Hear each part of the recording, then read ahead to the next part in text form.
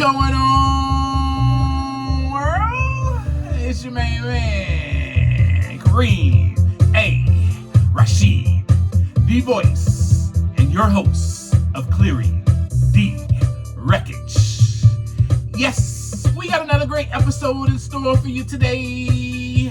Once again, I don't know if you're on your way to work, but if you're driving, please pay attention to the road. Yes. And you could be at work on a quick lunch break trying to get a sneak peek into this episode. Just please be sure to clock back into work on time. And you know you can always be doing something that is very important.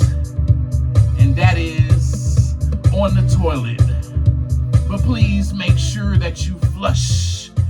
Yes. What's going on, world? My wreckage clearers. That is who we are in this community. Thank you so much for tuning in to another great episode of Clearing the Wreckage. I want to thank all of my listeners, all of my followers, all those who are downloading episodes. Thank you so much. This community is growing day by day, each week. I'm getting more listeners, and I am excited about that. I'm excited that you have accepted my invitation to come on this journey with me. That's what I'm excited about. That makes me so excited that there are people that just want to be on the journey with me, hand in hand, walking side by side with me, with no judgment, and just, we're one. And it's all about oneness, togetherness, and being a part of a community. I want to tell you that if you don't feel like you belong anywhere, you belong here, that's for sure. So thank you so much for coming on this journey with me once again. I want to thank all of my YouTube subscribers, the old ones to the new ones. Thank you for watching my silly facial expressions while I'm recording these episodes. And today, what are we going to talk about, Kareem? Well, as always, we're going to talk about clearing the wreckage. But I want to throw a disclaimer out there because the next few episodes and just maybe the episodes to come, I just want to say this to the audience, to the community, that these few episodes and the ones to come may be really hard to listen to. I might say some things that they could possibly trigger you. It is by no means my intentions at all.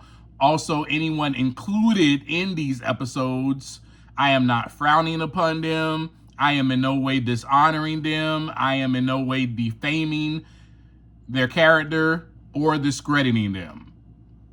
I need to make that known, okay? This is simply my story, my journey, and you were invited to come along with me and walk alongside with me as you have, as we clear the wreckage together as one and as a community.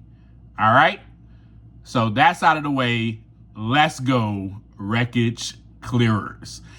Today in this episode, oh man, I was struggling all week.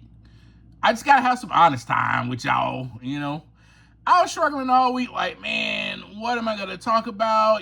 Because I know that the episodes coming up are going to be really hard for me to discuss. And kind of honestly, hard for me to be honest about. And if I'm being my authentic self right now, if I'm being honest with myself, honest with you, man, I was just kind of struggling this week. Like, gosh, I don't really want to talk about that. I don't know if I'm ready to be honest about these things to my listeners. But as it goes, we're here to clear the wreckage. So it's time to do it. The name of this episode is going to be Love, Lust, Codependency, Lack of Self-Worth, or, question mark. So I want to go ahead and throw out some definitions real quick. What do you think the definition of love is? Well, love A deep, tender, passionate affection for another person. These are the definitions from Random House American's Dictionary, by the way. American English Dictionary, I should say. Also, love is a feeling of warm personal attachment or deep affection. So we got love defined as a deep, tender, deep, down into the soul, but soft and tender, passionate, fire, right? Affection, touching, affirmations, service for another person. Then they also have love defined as a feeling of warm personal attachment. So you get this feeling like, oh, I love you. I'm attached to you. I love you deeply. So what do you think the definition of lust is? Kind of close to love, actually. It's a deep, strong sexual desire or appetite. So lust is more of the sexual nature when it comes to the flesh. Also, it is defined as a passionate, overwhelming desire or craving. Wow. So you could actually lust for someone or something. It doesn't have to necessarily be a person. Codependent. That is defined as of or relating to a relationship in which one person is addicted to alcohol or drugs and tries to manipulate or control the other person.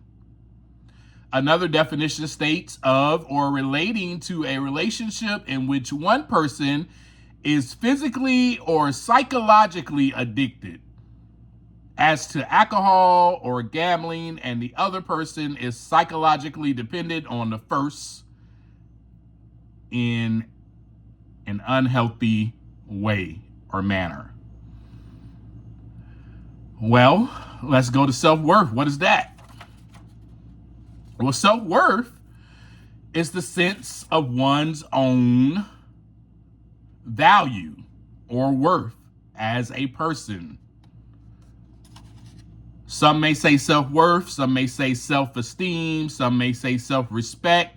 It's all the same, right? So valuing yourself, having a deep sense of it, knowing that, man, I am someone, I am worthy of love, I am worthy of affection, I am worthy of this tender, passionate affection to receive from someone else and to and to give to myself. That's having self-worth. That's having a good amount of it. Affirming yourself, knowing who you are. Knowing that my worth is not equated to numbers. My worth is not equated to what someone says about me. And how I define it, it's equated to what the Creator, right, says about me. And you hear it from me first. I am a child of the Most High. So I know I'm worth a whole lot. At least now in my life I do. So with all that being said, we got the definitions out there. So in order for this episode to kind of make sense, I gotta go back a few years prior to, if you've been on this journey with me, you know that the setting is in between 2012 and 2015, right? I gave you a setting. I started it off in 2012, letting you know this is where I was. And so we got to go back a little bit in order for some things to make sense to you and what I'm about to share, according to the title of this episode, right? All right. So let me take you back to like 2010. Y'all with me? All right, just imagine, I'm a great audiobook reader and I'm funny and you're listening to me. So enjoy. All right. Back like 2010. All right, so during that time, y'all know, if you've been listening from the beginning, from the first episode until, during that time, I was still heavily addicted to alcohol and drugs, right? To put it simply, I was active in my addiction. I was using every single day. All day, it was a party. Right, so at that time, I was staying with mi madre, with my mom. That means mom in Spanish, madre. Anyway, I did have a job at that time, at least. And all my money, obviously, was used for alcohol and drugs. And I probably shouldn't have said obviously there, because some of you don't know what it's like to be addicted or, to alcohol or drugs. But that's what all my money went to. I lived to drink. I worked to drink. Every day was a party. Even if I was solo, I was having my own party. Anyway, with that being said, I was working for this great company. And during the time that I was working for them, I had developed a hustle scheme. I developed a hustle scheme so grand and so manipulative. I mean, just amazing tactics, I should say, where I was able to get more money as I worked, right? So not just my paycheck, I was also able to accumulate more funds. And the more funds I accumulated, the more I could drink, the more I could do drugs, the more my lifestyle could continue. I was attached to that lifestyle. I needed it in order to survive, in order to feel good about myself, in order to have some self-worth. At least I thought. It was all an illusion. And bear with me. Stay with me, though. Stay with me. All right, so all of that's going on, right? So I'm going to work every single day. I'm catching a bus. I did not have a vehicle at the time. I'm catching the bus to work. And I remember going to work. And I remember seeing this beautiful girl on the bus. And she was standing up, talking to the bus driver as I walked into the bus. We made eye contact, whatnot, and that was that. The next time I went to work, and the bus stopped at a particular route to pick up other people, she was one of the people to get on the bus. And can you believe it? She came and she sat down next to me. I was in amazement, like, whoa, this girl is coming to sit down next to me? What in the world? I ain't know she liked me. We just made eye contact, So she's got big kahunas to come sit down next to me and talk to me, And that same day, I believe it was the same day, I don't know for sure, I asked her for her phone number, and she gladly gave it to me. Now, she set some boundaries right then and there when she gave me the phone number. She said, look, I just moved here, so I stay with my mother. You can't call. Back then, we had landlines. Yes, there were cell phones around, but she didn't have a cell phone. She had just moved into town. She didn't have anything. She was staying with her mom, and she was going to school. And so with that being said, I receive her phone number. She gives me the guidelines. It says, hey, don't call after a certain time, blase, blase. I'm at my mom's house. I said, okay, I respect that. So, I would call her that same night. We talked, we had a great conversation. And in that conversation, she told me, I am dating someone right now. I'm in a relationship. It's long distance, but I am in a relationship. So what we have, we can get to know each other, talk, but it's going to be strictly platonic. I was like, all right, that's cool, all good with me, all good with me. And in my head, I was like, but you go leave him for me, though. You gonna leave him, I know you are. That's what I was thinking. Because again, I had an ego the size of Russia. Anyway, that's neither here nor there.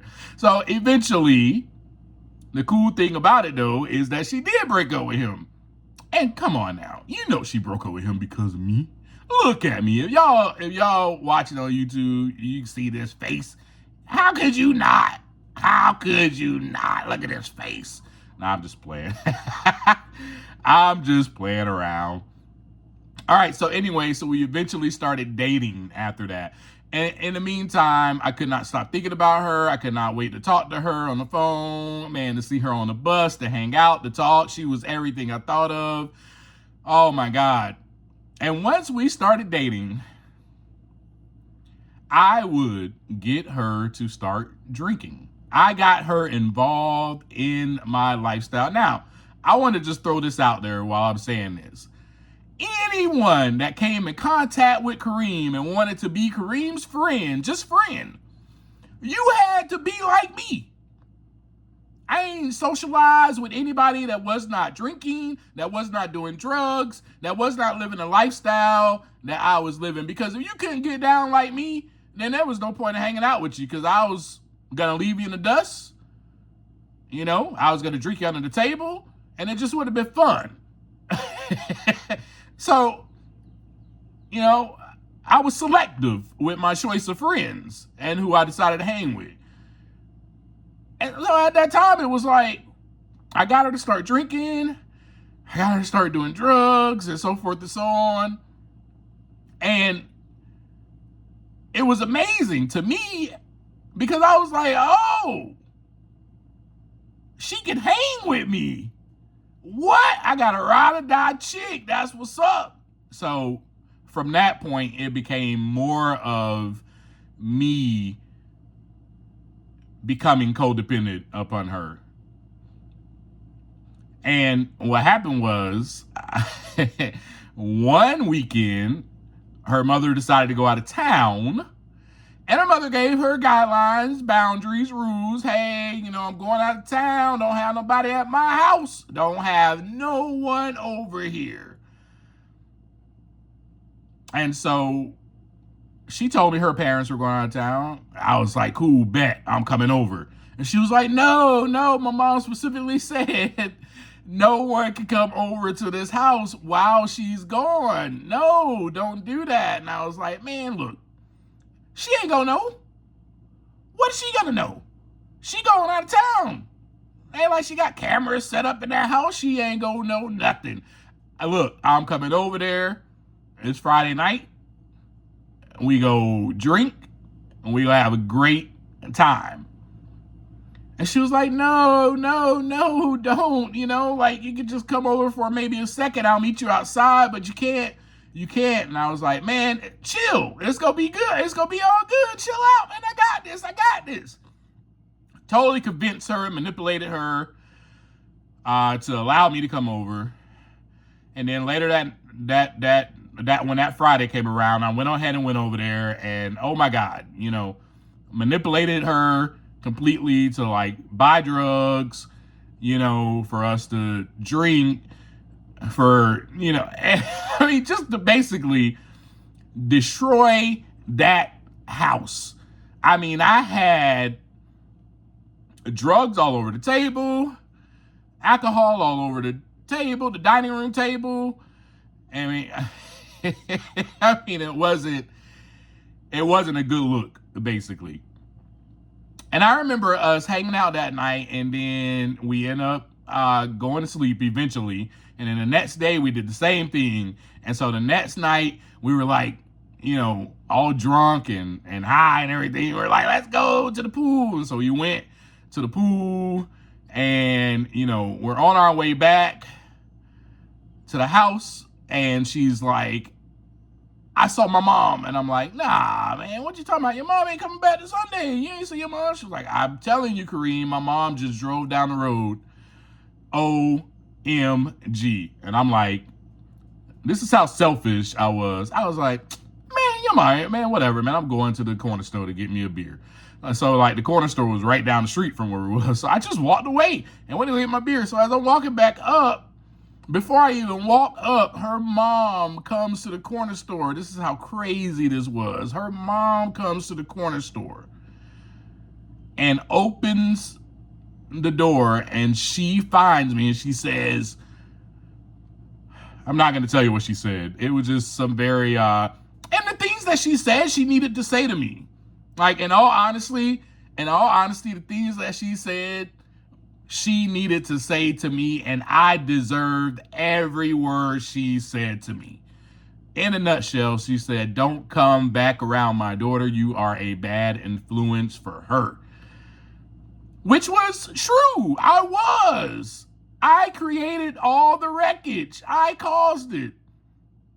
So as I'm walking back up to the house, I see my girlfriend coming back down the road with all her bags in her hand. And I'm like, what happened? I got kicked out. And she's crying and she's upset. She's distraught. And I'm like, oh my God, you know. And I comforted her for a second. And then I called my friend and I was like, let's go get some more dope. Let's go drink. It's like it's all over with, whatever. You know what I'm saying? No big deal. Let's just escape this little pain that we're dealing with right now and go drink and get high and not think about it. Anyway, so from that point, I snuck her into my mother's house at like 5 o'clock in the morning. I wake up, I see that my mother is up, and I say, good morning, Mom, you know, and talk to her. And then my mom tells me right away, I know she's in this house. I got a phone call last night in the wee hours of the morning from her mother. And so then I tried to play it off, and then I easily manipulated my mom. I really did. Like, this is a true story. I manipulated my mom and was like, well, she has nowhere to go, you know, can she stay for a little while? And so that's what happened. So my mother allowed her to stay in my house, in her house, I'm sorry, for a little bit. And we stayed in the same room. And eventually, thank God, we were able to get our own place. So we got our own apartment. And from there, we moved out of my mom's house, got our own little apartment. And when we got this apartment in the hood, it was all that Kareem at the time could afford. And when I tell you it was the hood, it was the hood. And wow, what a great place for an alcoholic and addict to live. Everything I needed was right there. And oh my goodness. So the influencing and the manipulating increased. You know, I got her more hooked on alcohol. She wasn't even a drinker when she met me. She didn't drink at all. I had so much alcohol in that house that it was like, and I was going to be drinking, and I was very manipulative. Like, you need to drink with me because I don't want you sitting up here sober and I'm, you know, getting plastered. It's not the same. She knew that. She was my ride or die chick. So she took it on with me. And so we stayed there for a little while at the apartment. And one night, I came home from work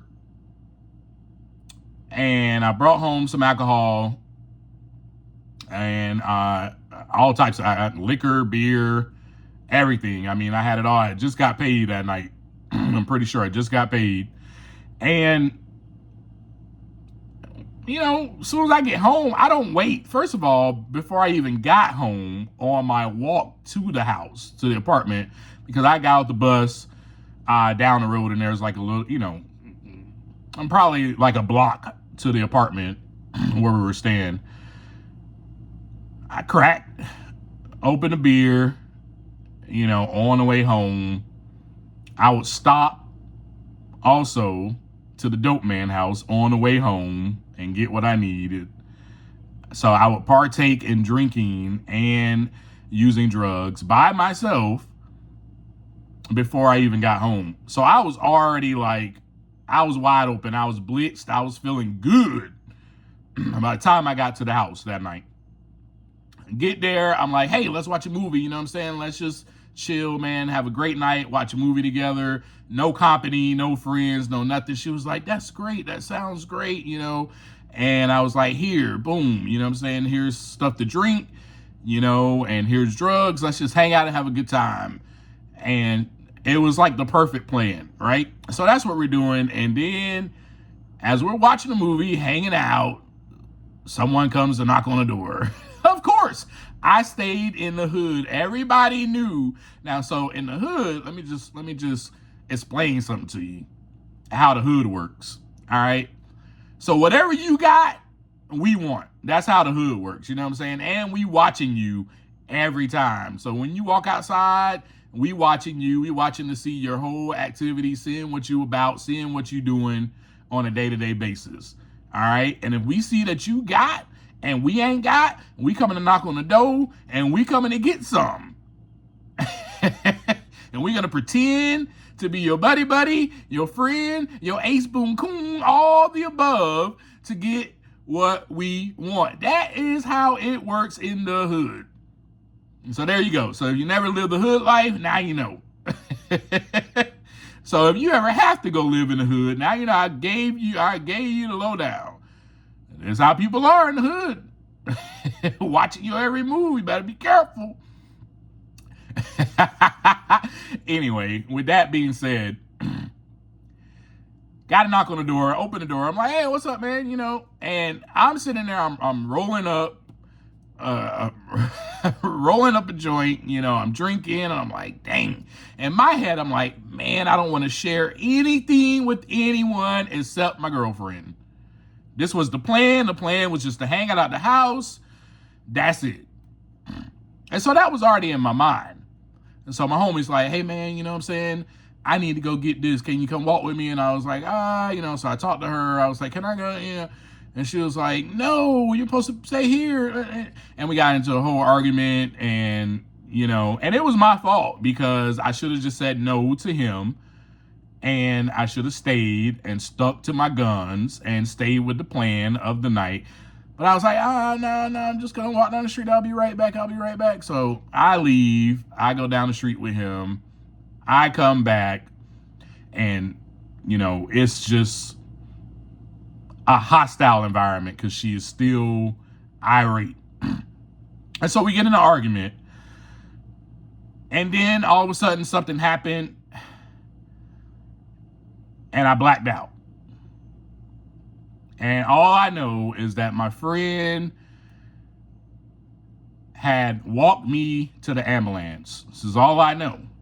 All right. So I'm telling you a true story, but this is all I can recall. I'm walking to the ambulance and the ambulance gets me and they wrap my head up. And the ambulance, the paramedic lady is talking to me and she's trying to get me to say who did this.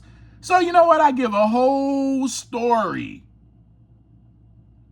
Instead of just saying my girlfriend did this, I was so codependent and attached to her. I was like, no. I can't have her go away from me or leave me. I can't have her get nothing is her fault. I'll take the blame for everything, right? Because I didn't have any self-worth, y'all.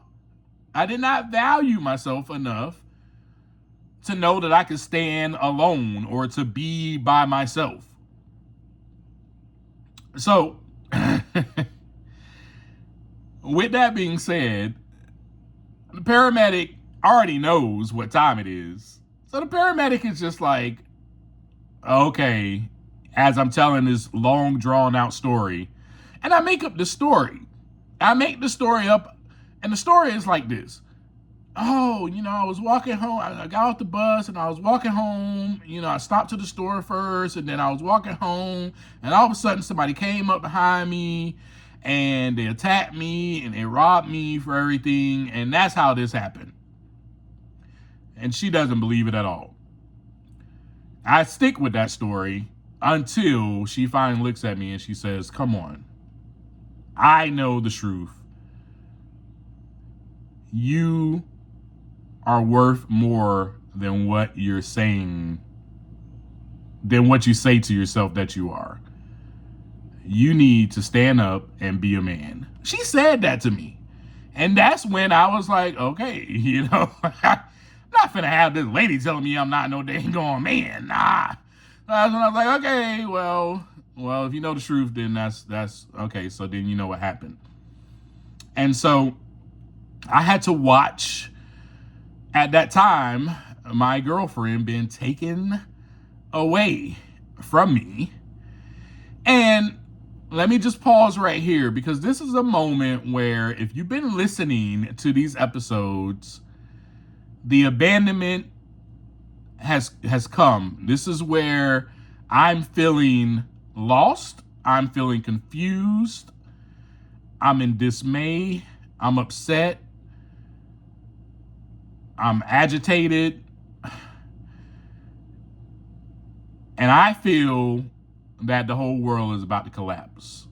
Right here in this moment, as she is walking by, I'm at the ambulance getting bandaged. She's walking by with the police officers, and I am lost.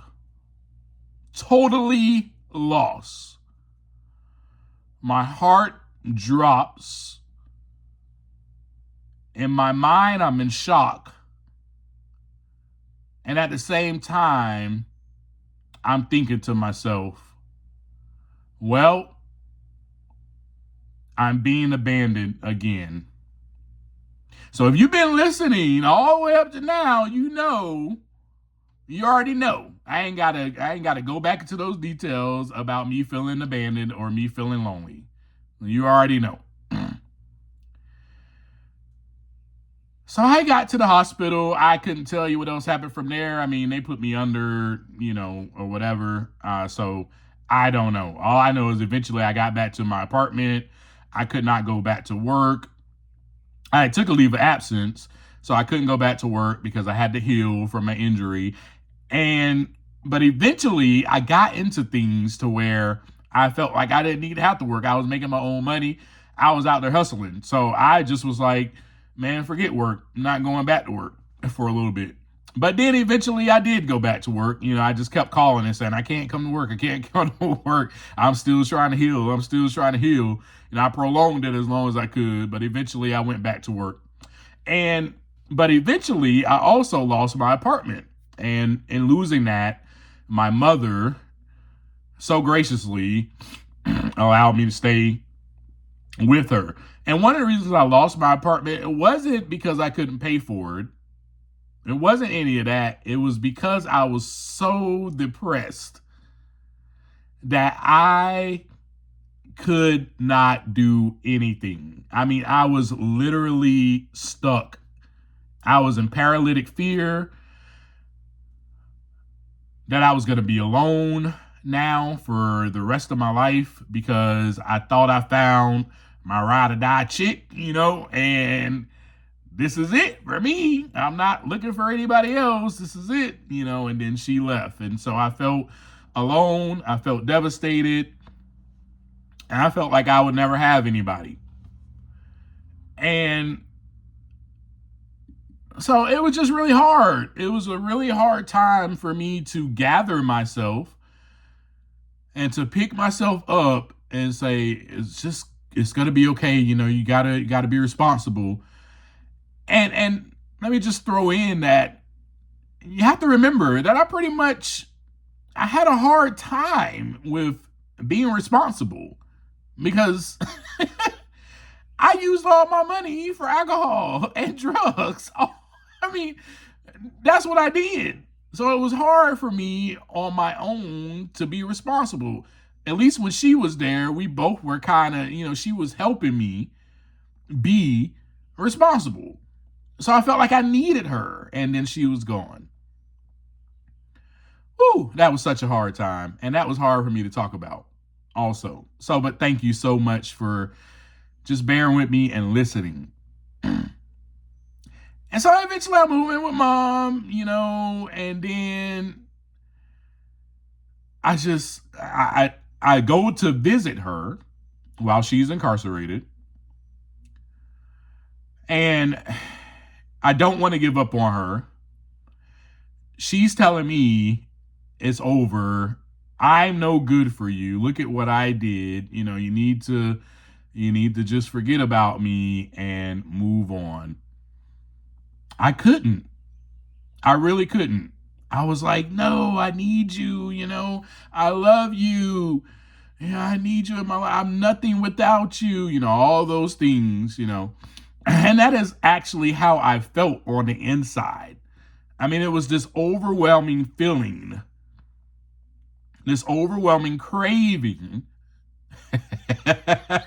Get that? Maybe it was lust or desire for her.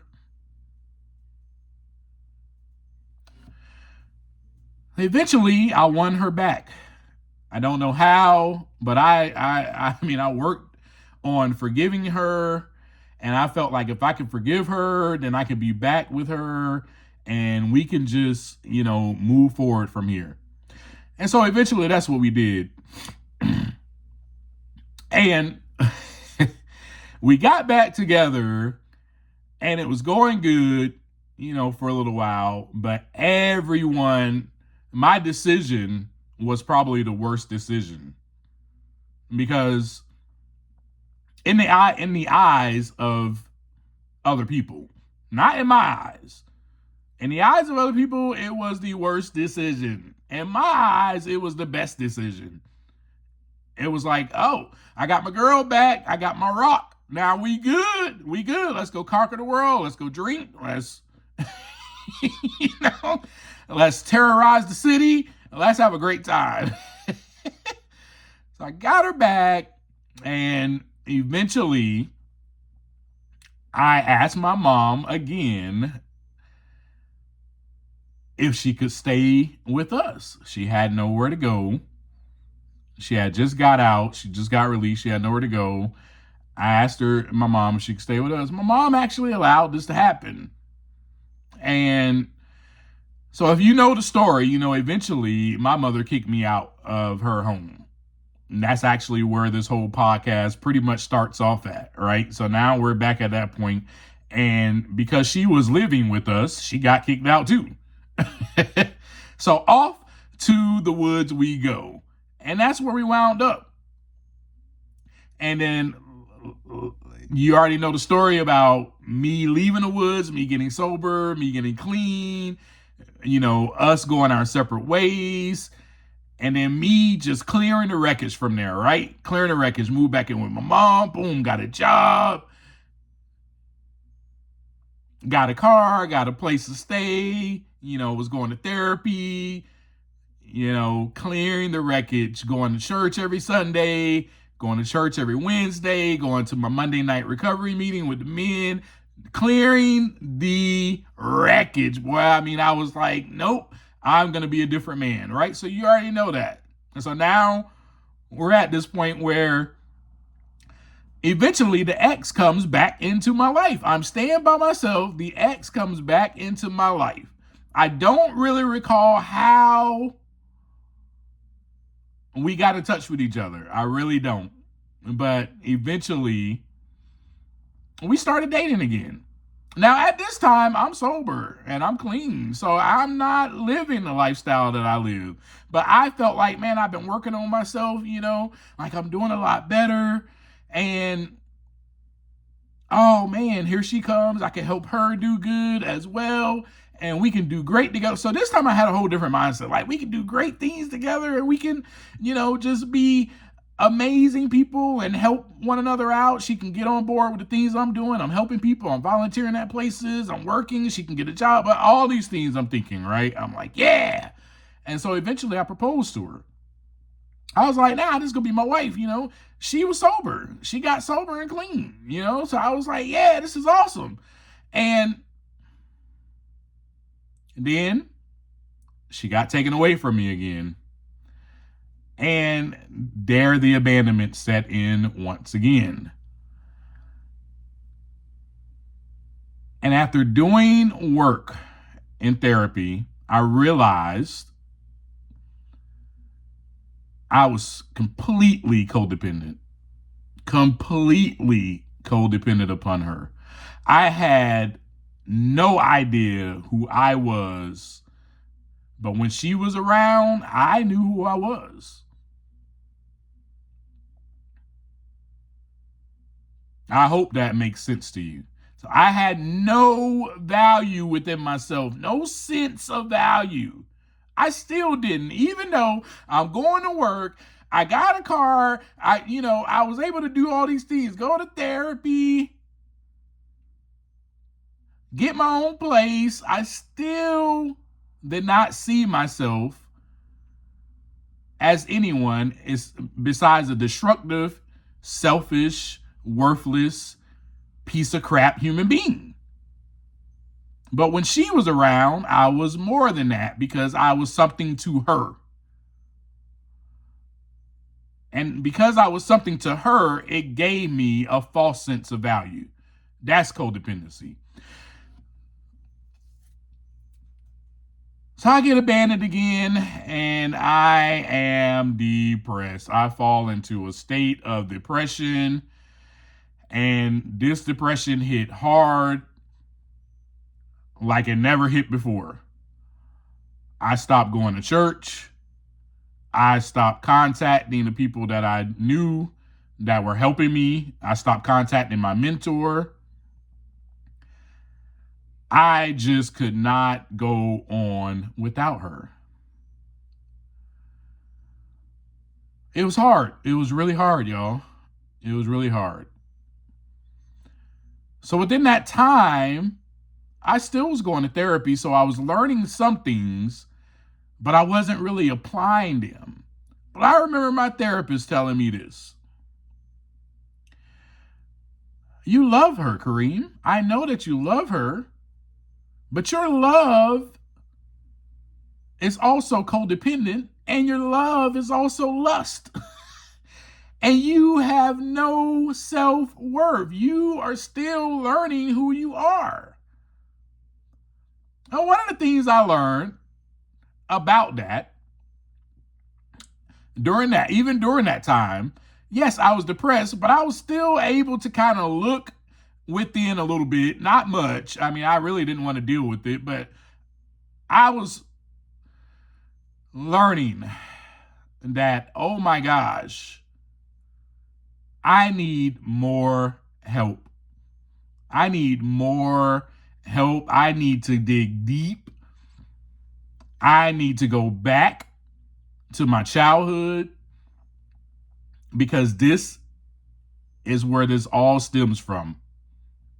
Because as a child, I was the youngest. And as a child, I did not receive I'm trying to say this in the right way, because my parents did the best that they could, and they did what they knew, right? So I'm not discrediting them when I say this. But the affirmation, the words, I love you, I did not receive that. I did not hear that from my father. I did not even hear it from my mother. You would think I would hear from. I did not hear that from my mother. Neither did I hear it from any of my siblings. In our household, we walked past each other. We didn't even hug one another. We barely talked or communicated with one another. That's how it was growing up. And I was the youngest. So by the time, and you already know this, by the time I was age 4, my oldest sister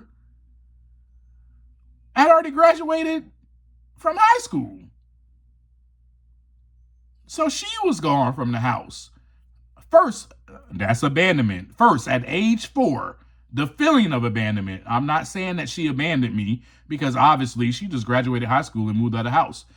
There was nothing that she did intentionally. Oh, I'm going to leave my younger brother. None of that was the mindset. It was just, I'm going on with my life.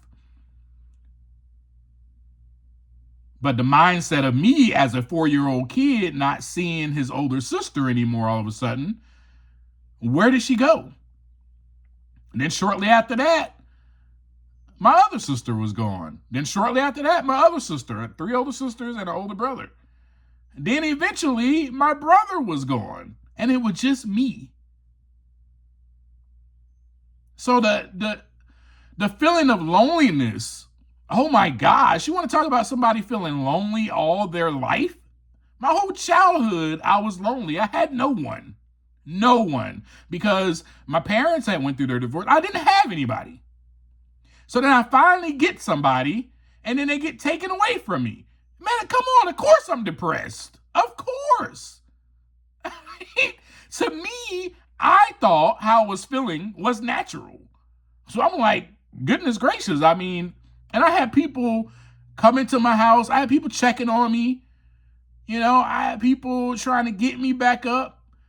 And at that time, I had some people telling me, like, man, you need to come on, man, you know. And I was like, you don't understand what I'm going through, which made me even more depressed because I was like, these humans don't even understand this. I don't want anything to do with you, which made me not want to go to church, not want to go to the recovery meetings, you know, and be around folks. I just wanted to be by myself, which was probably the worst thing for me. So all of that happened.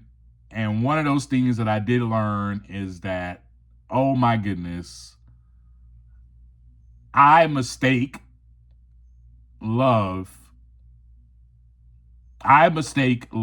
for lust, and I mistake love for codependency, or codependency for love. Maybe it's the other way around. I don't know. So I wanted to share this episode with you because I know that there is someone listening right now, that is either going through that exact thing or has went through it or will go through it. But I don't want you to have to go through it. That's why I'm sharing this with you. I don't want you to have to go through it. I want you to learn from me. Let's clear the wreckage right now so you don't go into this and fall into the same traps that I did. Right? So that time it got very desolate,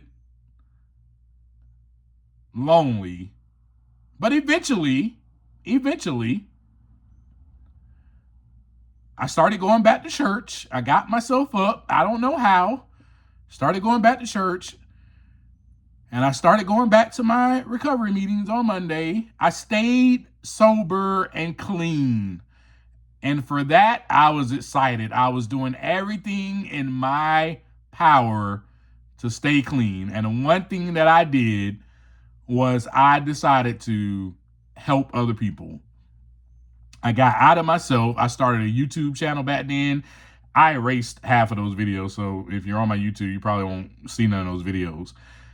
And I started just kind of sharing my story, like helping people so that I can help myself get out of that funk, right? And then I started writing in my journal again, even more. Now, see, this was a daily routine that I was doing, and I was doing it back then.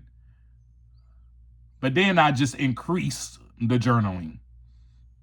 I mean, I probably wrote like, 3-4 times a day during that state of depression, because I was like, what in the heck?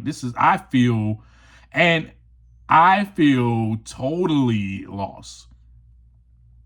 But I stayed sober and clean, and I was able to get back on the horse, right? Get back on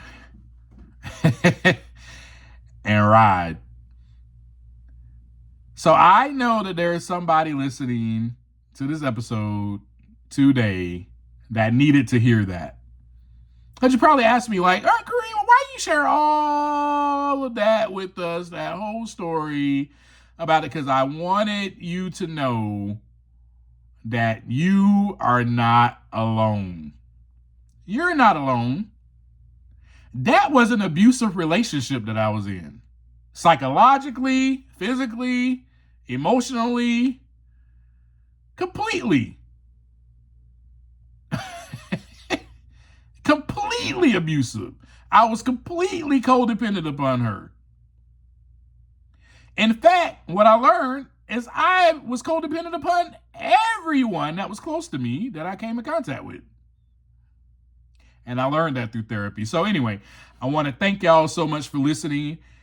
My challenge for you is to go back over those definitions yourself.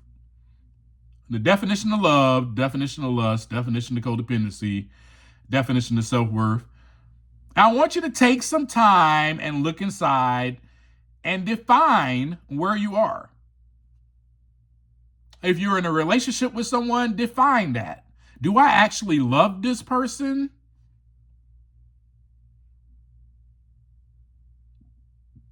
The same with lust. Define it. I'm in a relationship with this person, but is it love or am I actually just lusting after them? Is it just a sexual appetite that I have for them? Define it. Am I codependent? Am I attached to this person, psychologically? Am I manipulative? Am I trying to control the outcome? Do I have any sense of self-worth, self-respect, self-esteem? This guy is physical with me. He puts his hands on me, but I still come back. Do I actually have any self-worth? This guy talks to me any kind of way he wants to, and I don't set any boundaries whatsoever. I let it be. He yells at me. He curses me out. He calls me a piece of shit every day, and I still run back to him. Vice versa, because don't get it twisted. Vice versa means I'm dating this girl and she talks to me any kind of way she wants to, and I don't set any boundaries with her. I don't say, hey, I feel disrespected. Don't talk to me like that. I don't say nothing because I want to make sure she's happy. I don't want to ruffle any feathers.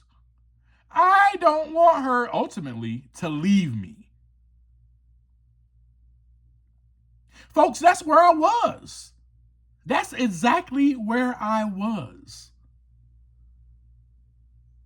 I'm going to do everything in my power for her to stay with me, because if she leaves me, I don't know who I am without that, without her.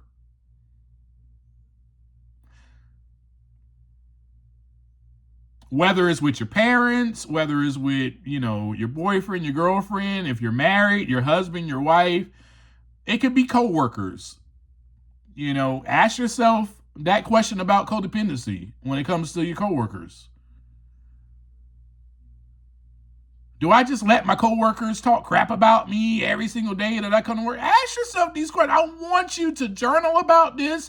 I want you to take the time to look inside so that the wreckage can clear, because we as a community are the wreckage clearers, and that is what we do on this podcast. So once again, thank you so much for tuning in with me. Hey, again, like I said, the next few episodes are going to be difficult for me to talk about.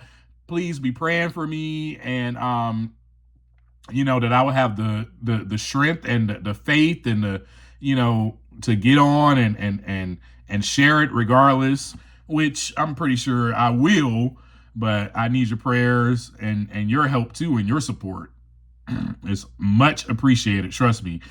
And with that being said, as I always leave you, take the time to look inside so that the wreckage can begin to clear. Peace.